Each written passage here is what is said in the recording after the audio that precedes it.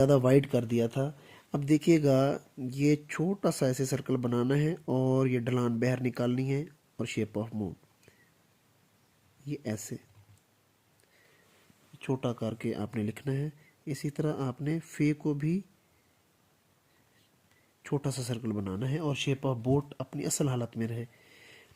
और इसके बाद उर्दू गिनती का 3 है और शेप ऑफ मून। ये क्यों नहीं ठीक हो पा रहे स्वाद और सीन आपसे, मसला क्या आ रहा है? आइन को देखें, सिंपल सी फॉर्मेशन है। जीम को देखें, इसकी भी सो सिंपल फॉर्मेशन। इनकी बनावट देखें, गौर से देखें कहाँ से। अब अगर मैं इनको मैच करता हूँ तो ये देखें, ये एग बन जाता है। यहाँ पे देखिए ये एग बन रहा है। इनको देखिए, ये स्वाद अलिफ की फॉर्मेशन, ऊपर से थोड़ा सा ढलान, दरमियान में स्ट्रेट लाइन, और जब छोड़ने लगो आखिर में तो फिर भी थोड़ा सा आपने ढलान इसको लिखना है। ऐसे करना है। बे के लिए आपने हल्की सी पहले ये स्लोप ये लैंड करेगा ऐसे, और फिर यहाँ से आपने इसको 90 के एंगल पे ले जाना है। ये बे की फॉर्म है ऐसे।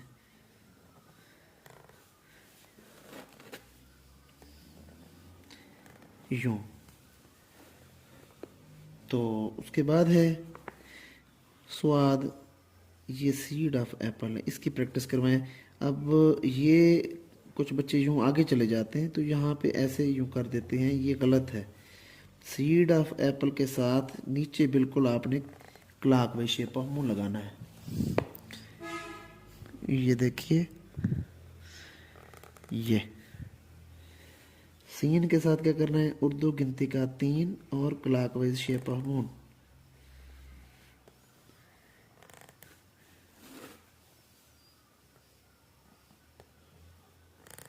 ये ऐसे। उसके बाद आता है हाँ दाल। अब दाल वाव के लिए लेस देन के साइन को डी शेप में मोल्ड करना है और जेर या जबर लगा देनी है। ये ऐसे देखा ना, नीचे जगह छूट रही है। ये ढलान बहर की तरफ निकालनी है और जेर या जबर। ये वाव है।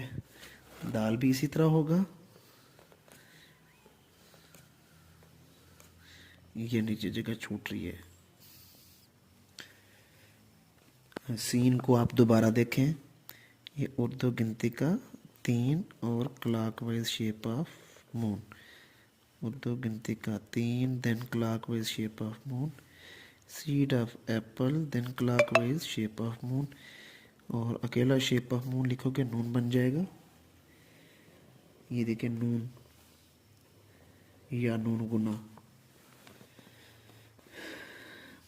और जीम का तो आपको पता है, बार बार प्रैक्टिस हो चुकी है इसकी। तिरछा 7 और शेप ऑफ मून। कि आपने उर्दू गिनती का 3, ये देखें, ये प्रैक्टिस करनी है सबसे पहले। ये स्टेप वाइज दंदाने बनाने हैं, स्टेप वाइज यूं भी बना सकते हैं और ऐसे सीढ़ियां भी उतर सकते हैं नीचे। इसकी प्रैक्टिस यूं करनी है, जिग जैग सांप की तरह ऐसे यूं। अब देखें, ये सीन की प्रैक्टिस है। उर्दू गिनती का 3 और शेप ऑफ मून। उर्दू गिनती का 3 और शेप ऑफ मून। इसी तरह seed of apple then shape of moon. यहाँ पे देखें, सीड ऑफ एप्पल और शेप ऑफ मून। ये और उसके बाद है सीड ऑफ एप्पल और ये बड़ा अलिफ। ये बड़ा अलिफ।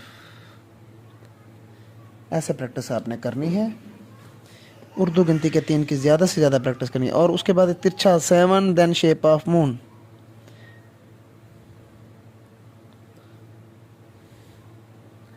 उर्दू गिनती का 4, ये तिरछा 4, सॉरी उर्दू गिनती का नहीं, तिरछा 4 और शेप ऑफ मून।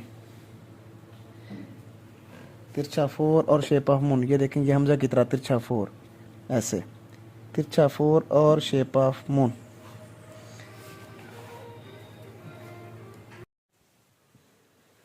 देखिए आपने ना इन काफ को आपने ज़्यादा वाइड कर दिया था।